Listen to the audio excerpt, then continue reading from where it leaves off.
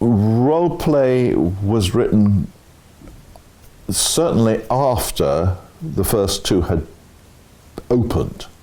So the company was up and running, and there is a very different dynamic with a group of actors coming to the script for the first time in a first reading.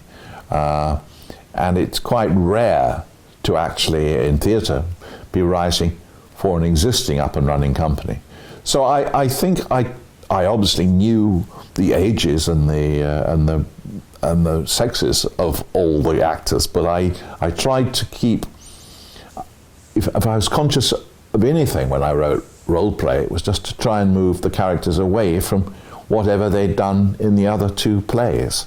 RolePlay is slightly different in that it could be subtitled Damsels in Distress, brackets, and one bloke is also in distress. You're certainly at risk. He is about, my hero in this place is a guy called Justin, who is doomed into a relationship with in-laws from hell and a fiancée whom he loves to start with, who is we as discerning onlookers suspect from the top is probably not the perfect match for him, and indeed she would drive a normal red-blooded male mad in about 5 years, and he'd be jumping off some bridge. I think it's a neat piece in that there is redemption, and there is hope in it, and it's quite a nice fitting end to the trilogy, in that it finishes on a bright note, in that the good guys survive and the bad guys go under.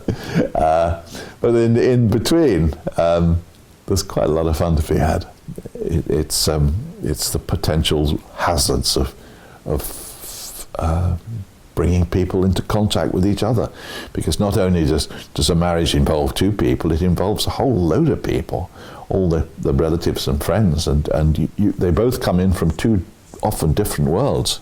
So the world of Justin and his dotty mother is quite separate from the world of Julianne and her rather more staid and, one would say, desperately dull parents.